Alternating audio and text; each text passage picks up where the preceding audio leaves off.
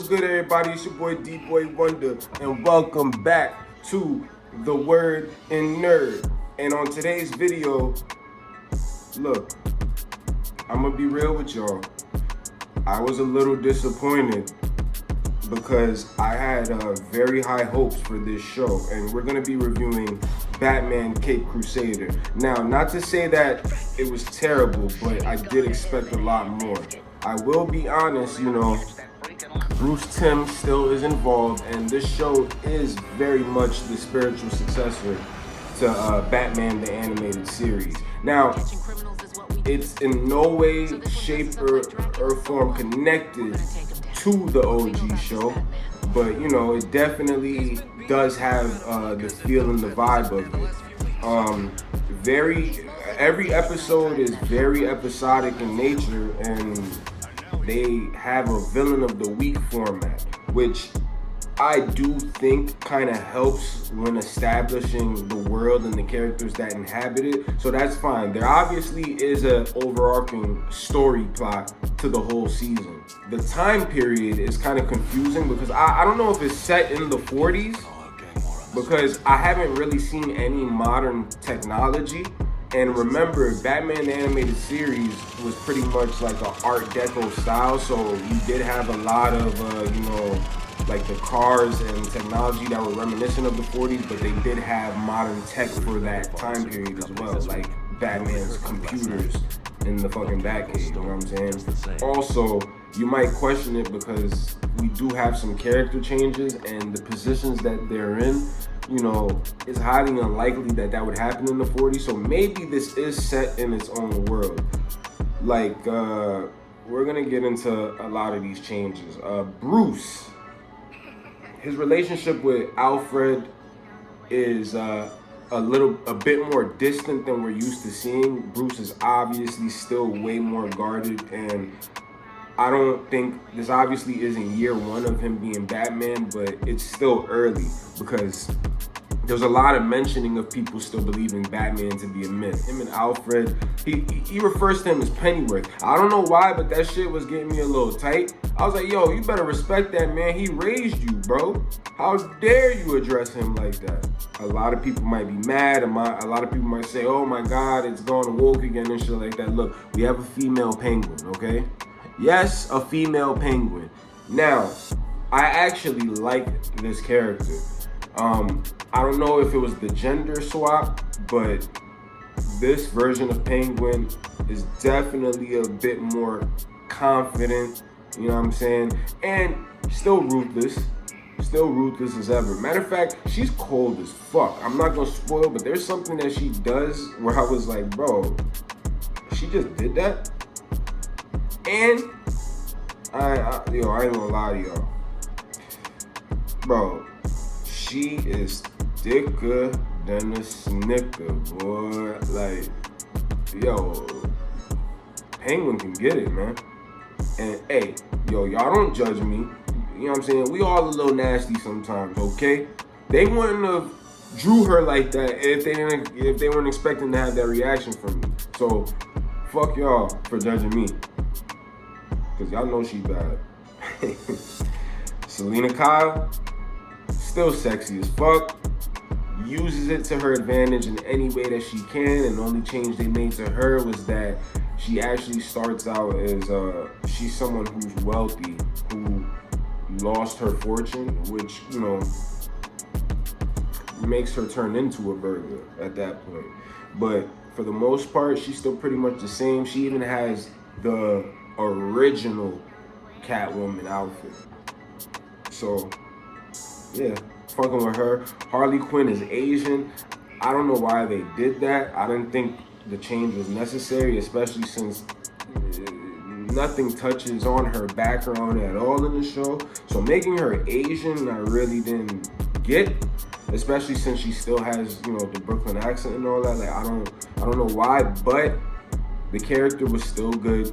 The way she becomes a villain, or what makes her into a villain, I thought that was crafted well. Her reasoning was very interesting. Jim and Barbara Gordon are black. This has been done before, so I really didn't see a problem with it, but I do like the dynamic of Jim actually having to work with the corrupt cops in his, unit, or not even unit, just the whole damn police force, because he is the commissioner.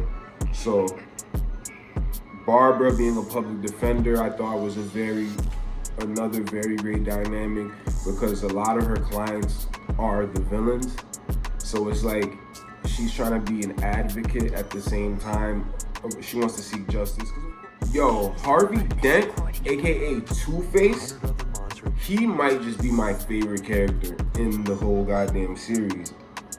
Yeah, sure, he's kind of a dick, and he bends the rules to get the job done, but he lives in the gray morally.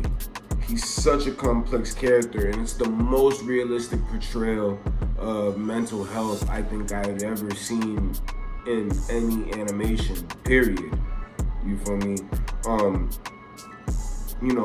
The deterioration of his sanity due to the trauma that was inflicted on him, it was executed beautifully, bro. Like, I don't know how you get any better than that, honestly.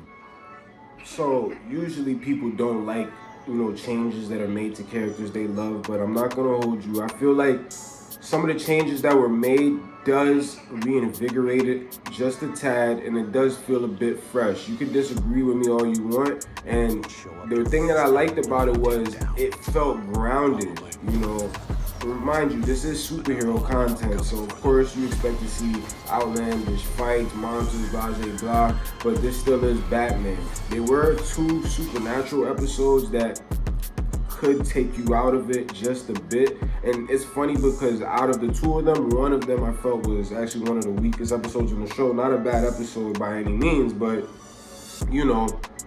because of how grounded this show is, we could do without supernatural elements. So earlier in the video I mentioned that the show has an overarching story plot, and the plot is that Harvey Dent is running for mayor. Yo, that single-handedly should have been the focus of the entire season 1, and everything else that surrounded it could connect to it somehow. I don't know why that wasn't the main story thread. It was, but... And then the ending. Now, if this show continues and the person they introduced at the end of season 1, if that character turns out to be a little bit more grounded with the changes they make, then I can get with it. But for now, the ending made me a bit tight.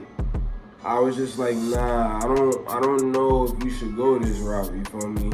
Now, I'm not trying to steer you away from watching it. That doesn't mean you shouldn't give this show a chance, because it's definitely worth checking out. Now, if you love it or not, it's hard for me to say. That's upon you feel me? But, yeah, man, I remember in the beginning of this video, I did start off by saying I was a bit disappointed. Those were actually some of the reasons why, because I had high expectations for this show, bro. Like, when I seen the trailers, I was like, holy shit, I'm with it. Because, we're kind of oversaturated with Batman content, but I was hoping it would be different. And yes, there were some changes made to this show, and it sounds like, I was on board and I was in love with this shit, bro. But I ain't gonna hold y'all. The more and more I actually thought about it, man, yeah, this is gonna get a 7.5 from me. Yeah, crazy, right?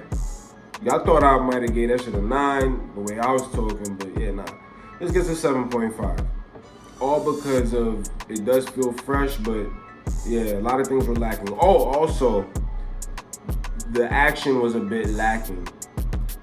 There definitely should have been more fight choreography and, actual, like, explosions. Not to say that there isn't any. I just thought it was a bit lacking because I'm comparing it to just the hundreds of, other shows we have now at the moment. That's why.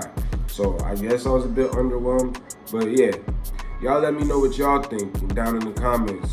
Smash that like button, subscribe, share, do all the things, you heard? Help me run this shit up.